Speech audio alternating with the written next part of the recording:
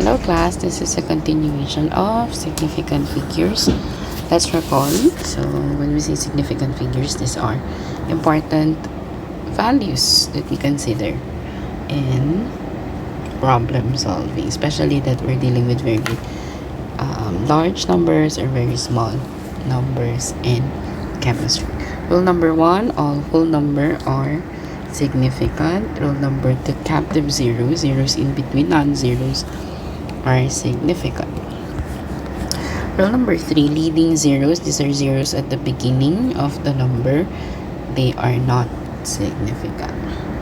Trailing zeros, the numbers at the end of the zeros at the end of the number can be significant if there is a decimal, or if it's a decimal number, and not significant if there's no decimal.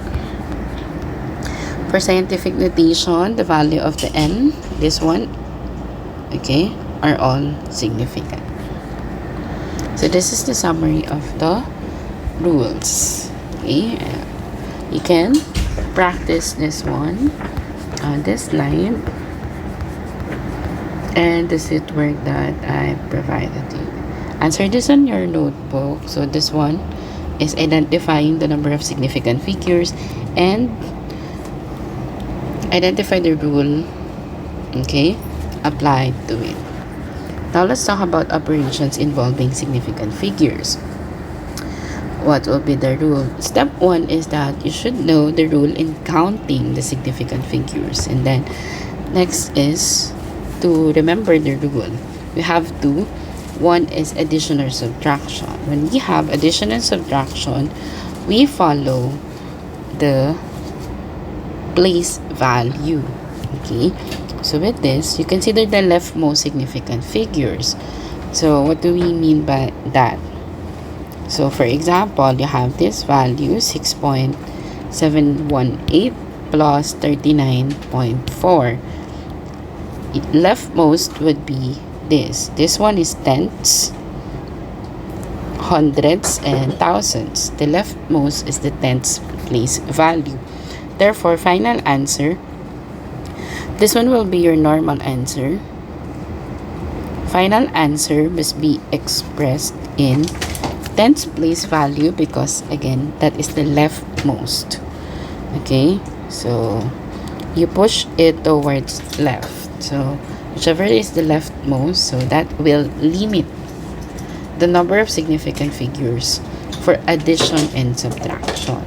Again, kapag addition and subtraction lang yung pinag-uusapan, place value, at tinitingnan natin yung leftmost. Okay? So, ipupush mo dyan sa leftmost. This one, tenths, hundreds, thousands, 10,000s. The other one is 100,000s. So, final answer must be here or limited to this place value. Okay? So, that is the leftmost for addition and subtraction. In other words, you align the decimal point and then look at the leftmost. Pero syempre, we're using calculator. So, if we're using scientific calculator, no need to align the decimal point. Okay? So, just look at the place value. Okay? Next, for multiplication and division, you will be using counting of significant figures. So, here, when multiplying or dividing, the answer must contain the number of significant figures having the least number. Yung may pinakamababa or konti. Okay? Yun yung final answer. So, example. Okay. Example number 1, this one, 60,021 has how many SigFigs? 5 SigFigs. This one is whole number. Captive zeros are significant, and then this 2 also. So 5 SigFigs. Second given has 2 significant figures because these are leading zeros. They are not significant. So with that, final answer must have 2 significant figures based on the least, okay, number of SigFigs. Because the answer is 400 426.1, you should not change the value. So you just round it off to the two significant figures. So instead of 426, this becomes 430. Okay, you might be confused that sometimes students will answer 43. Okay, this one is wrong because you're changing the value. Okay, you should not change the value if it's for around 426. So approximately that's 430 and not 46. 430 has two SigFigs. Same with division, you count the number of SigFigs. So this one has two SigFigs, three SigFigs. So final answer must have two significant figures. Okay.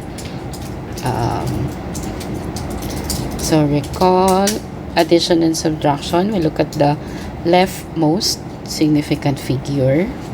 For multiplication and division, the least number of SigFigs.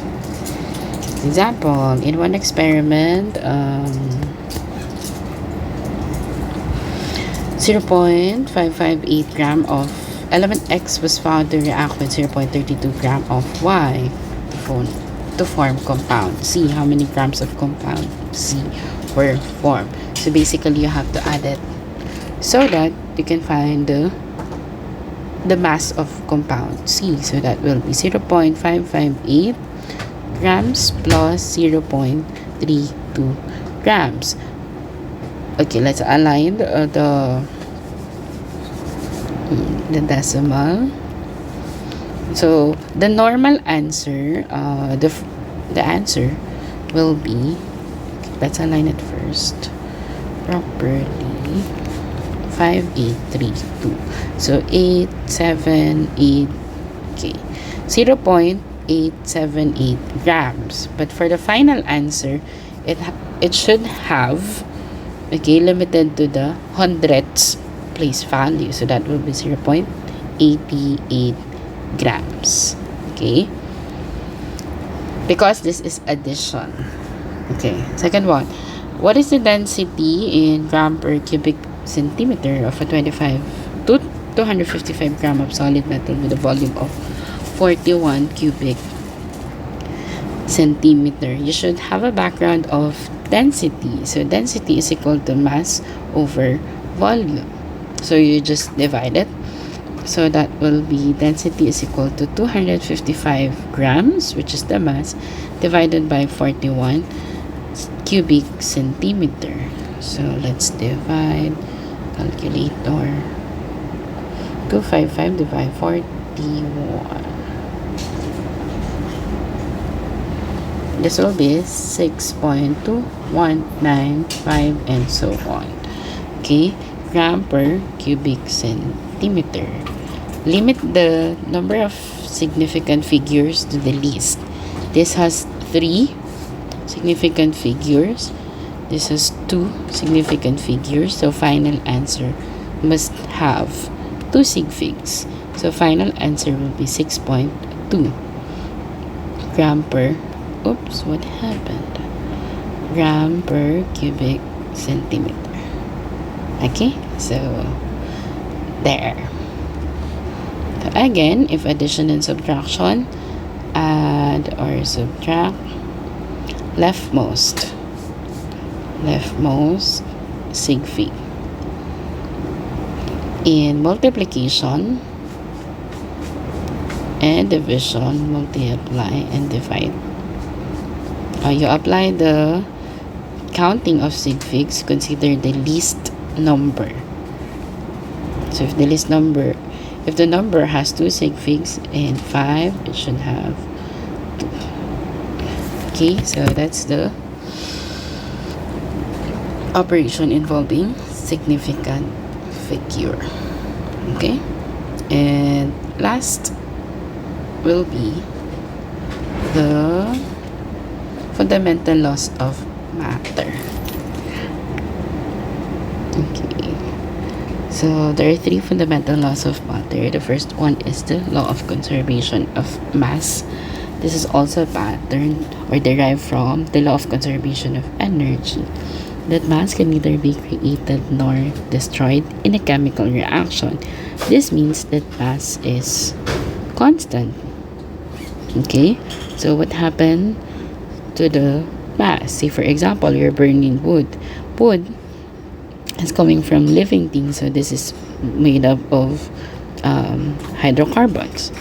Okay, and burning, okay, occurs in the presence of oxygen gas. This yields to ashes, carbon dioxide, and water. Although we know that this would be massive, and then after burning, it appears to be somehow massless.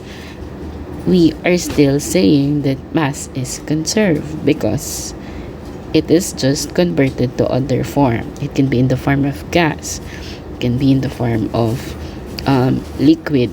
Okay, so when you burn wood in using oxygen gas, it's converted to carbon dioxide and water.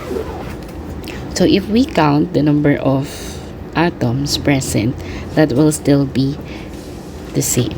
That's why we balance chemical reaction, because we are following the conservation of mass. Okay, so the number of the atoms in the reactants must also be equal to the number of atoms in the product. Okay, so this one is the chemical reaction for burning of methane. So as you can see, we have CH4, which is methane, and 2 moles of oxygen gas. This yields or forms carbon dioxide and water. And if we look at the number of atoms, carbon, we have 1. Oxygen, we have 4. 2 times 2.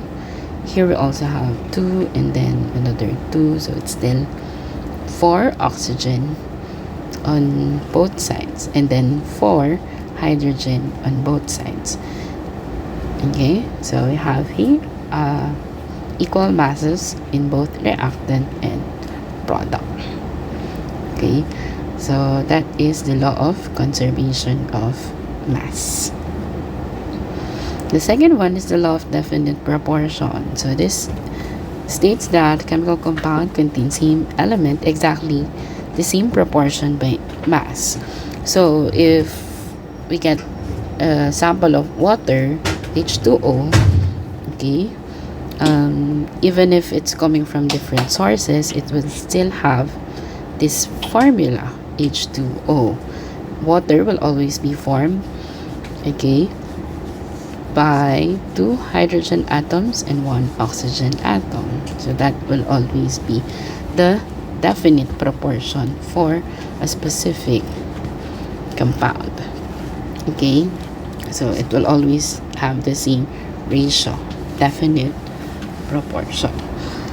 The third one, the law of multiple proportion, states that it will not be limited to H2O. For example, hydrogen and water can still form other compound, but with definite proportion and multiple proportion. So for example, H2O can form